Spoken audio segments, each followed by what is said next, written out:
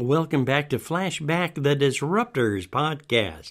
I'm your host, William Lee, podcaster, podcast producer, and the founder of the Kiba Agency for digital marketing. Today, we're going to flash back to one of the very important podcasts that Candace and I did a few months back with a financial advisor and his wife, and I think you'll really find this an important show. So relax, sit down, grab a cup of coffee, and let's start the show.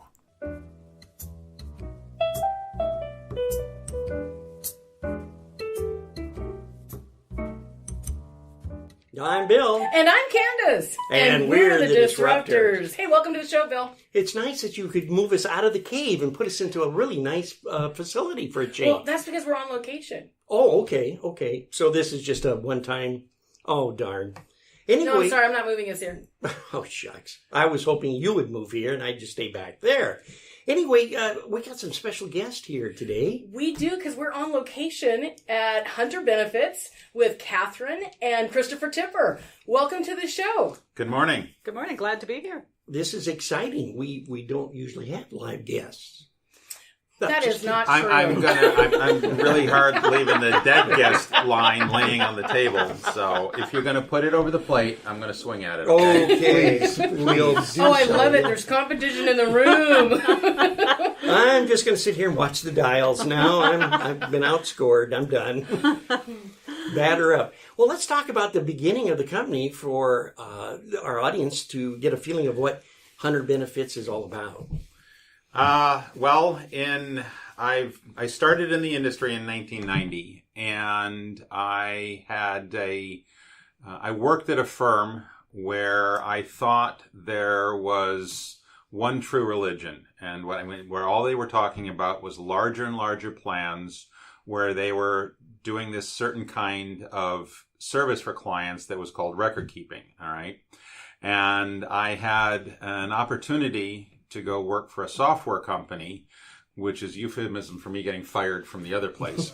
So, well, asking to Bill be knows about replaced. That. Yeah. So at the software company, while I was working there, I came across a lot of other TPAs and realized that there actually was room for one more good one, and that the smaller market was being underserved, and that we could do very well by actually wanting to help the proverbial Fred's muffler shop. Very, very hard and fast minimum as to how small of a client we will go with. One person. One person. That's pretty small. Yeah. We can't go less than one. Can't go less gets than one. messy. No. And yeah. There's hope for you, Bill. Yeah.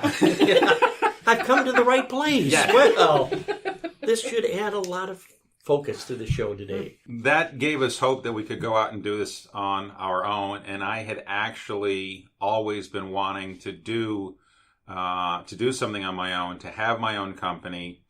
But the prior two times I looked at it, it was from a position of panic and fear and desperation. And I didn't think that was a really good time. But I was actually very, very happy working where I was at. And so since I had a good job I was happy with, but was still feeling a very strong itch, and Catherine was very supportive of going out on my own, I figured now was the time. Now was the time before to I got forward. too old. Give us an idea what Hunter Benefits is all about. How much tape do you have? Well, I can go on for, let's see, 5 straight hours if you wish. Yeah. All right, I'm going to need another cup of coffee here. So what Hunter Benefits is about is we are doing what we can to make the compliance burden. I'm sorry, every so often in here I'm going to have to throw in industry-specific words. I'm going to try to make it as user-friendly as possible, I guess. So what we are trying to do is to take as much of the burden off of the employer's desk to make a complex, annoying, discombobulating, sometimes very frustrating process, take that away from the plan sponsor so that they feel much more comfortable about having the retirement plan. Sometimes we help clients set things up so that the plan benefits the owners. However, in order for a plan to benefit the owner, you still have, the rank and file is still getting a benefit they would not have had otherwise. I see, okay. But as we get in the weeds, what this allows is small companies to have big company benefits. big companies have big HR people who can do all sorts of great things. In a small company, it's hard for them to get to some of these other issues that are really critical. And your retirement plan is really critical, and small companies need them as well. So that's part of what we're doing, is we're focusing on that side of the market and being very personable and giving a very high level of service. I see. It's very interesting because most companies now, I should say most employees, are only at a company for maybe 10 years, which is unfortunate. What I'm seeing in the marketplace now is it because of the factor of people want to just keep on moving up money-wise, and the overhead from big companies want to keep downsizing on labor and wages and stuff of this nature to stay competitive, that push these people from the 30-year mark with the company down to a 5-year mark or better?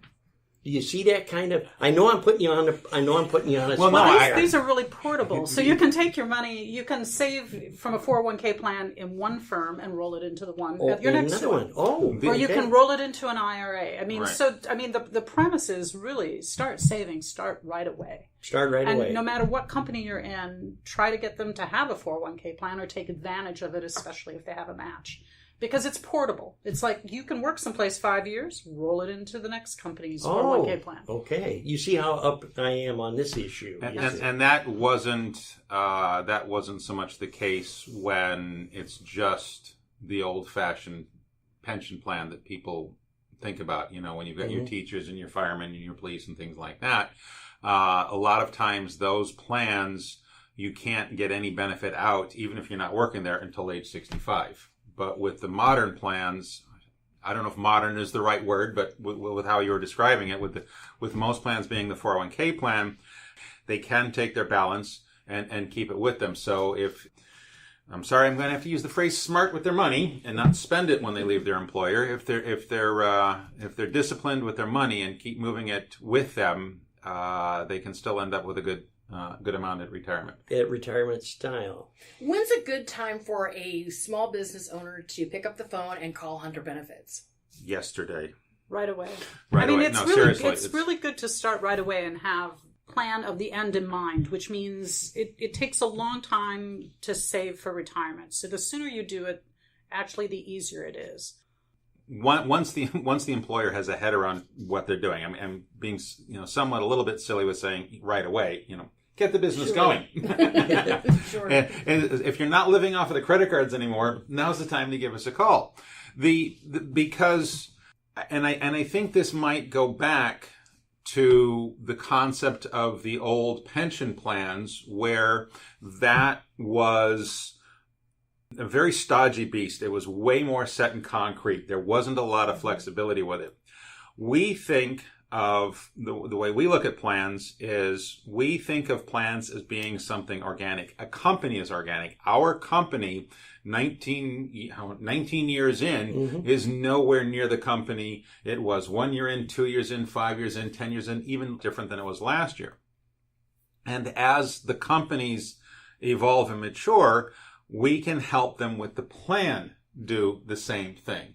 So we can start off with a plan that is substantially very basic, that doesn't have a lot of bells or whistles, but helps them helps them to start meeting their retirement needs. It's not retirement goals, it's not retirement wants, it's retirement needs. Yes. Very true. And survival. So many people don't really think about it. They go to work. They hope that when they get ready to retire, that Social Security will be there, of course. And they don't really prepare themselves at all. And then all of a sudden, the door closes, and they're out working at Walmart, which is a good employer, I guess. But I always found it's a little rough to stand there and welcome to Walmart, now get your stuff and get out, when you're older. So, but it's good to have a couple of revenue streams, basically. Most of us still want Social Security to be there, even if it looks scary sometimes. But having a 401k plan makes sure that you have another revenue stream that comes in that can help you out. And so, maybe Walmart's your third revenue stream, but it makes it so that you're not so pinched at the end and that you have some flexibility. And does this really help, I would imagine, with the business also and the tax problems and keeping I always like to bring that up. Candace is now beating on my knee. Shut up, don't go there, don't go there. Yeah. No, go there. Well, give me a kind of a projection of how that fits into this. Well, it depends on what the motivation for having the plan is. Sometimes we have a plan where the only motivation is the owner. But as I said, the way the rules have been written since, with the advent of ERISA in 1974, the way the rules have been written, even when a plan is trying to benefit the owner the most, the rank and file is still getting a substantial benefit. Okay, so you've got three basic motives, and by the way, I am answering your tax question. Oh, okay. You've got three basic motives for having a plan. Benefit only the owners and the staff as little as possible. Mm-hmm. The opposite of that, it's truly an employee benefit plan. Okay. The company owners, maybe they're not even active employees. They're just silent owners, silent partners, whatever. They truly want a plan for the employees, for retention, to be competitive in the marketplace, for reasons for the employees' benefit. And then the third one is the one in the middle. So when we're looking at a purely employee retirement plan, we're not taking into account the tax consequences too much because they may be tertiary in importance. Oh. But there's the benefit there. But when we're setting up a plan for the owners, when we've got a small group of employees or a large percentage of owners, we can usually set the plan up so that the contribution to the staff is less than the tax savings. So in other words, they're ahead of the game by having the plan. Oh, I see. Okay. So tax planning can become a very important motivator You bet, absolutely. in moving somebody off of the dime, or to move from having a basic plan where there weren't a lot of bells and whistles to we put the bells and whistles on it and they realize, wait a minute, I can get everybody gets a lot more benefit out of this. But jumping into the tax thing, and I'll jump in, is that, when you're an individual in a 401k plan, there's money that's the pre-tax money, which means, you make $50,000, you contribute $2,000, it brings down your income, and you don't pay tax on that part. There's that, and then there's something called Roth. And Roth, when you make a Roth contribution, you actually pay your taxes now, but as your earnings grow within your plan, when you take the distributions, then you've already paid your taxes. You don't pay them again. Oh, okay. So you pay them once. You pay them once. So, I mean, whether you want to clarify that more, what's beautiful about a plan is you are thinking about your taxes a bit when you're making your contributions. What's happening to it? And it's better than just saving it in a regular savings account because there, you pay taxes on the interest every year. Mm-hmm. So, as small as it is. Yeah, right. With the Roth, the money comes out tax-free, not tax-deferred. All right. And and there's a big difference in that. And even though the concept of Roth has been around for quite some time, there's still a lot of people out there who think that they're making too much money to have a Roth 401k. That's not the case. You can have too much family income to make a Roth IRA contribution, but inside a 401k plan, there's no such thing as a compensation limit. Regardless of the compensation, people can make the after-tax Roth contribution and get its tax benefits. So there's a lot more tax flexibility in terms of going in that direction. Yeah, and going in that direction. So that makes sense. Nowadays there's so much controversy. When you go to work and they present you with a package and all this, and you're not sure. I think I want to do this. I don't know what I'm doing. Is that just because the industry is so changing so fast that people don't really get an understanding of what a 401k is or what a Roth plan is? Or I know this is going to be a tough one. I know. No, I think for most people, you have to learn to walk before you learn to run. Mm-hmm. And some of it is when you're 20 and you start your first job. Most people just don't know much about investments. Most people don't know much about plans. But it's a good thing to start saving money in it and start paying attention and start training yourself so you understand it better. Yes, there's some complex, it looks daunting from the front end. Mm-hmm. I agree. But it's learning to walk before you run and start it early and do it. And the complexity, part of the plan, there should be some education in it to help you understand it. But what else would you like to say on how to make it seem more approachable to people? Well, what I was going to say is that there are a lot of vendor partners out there who are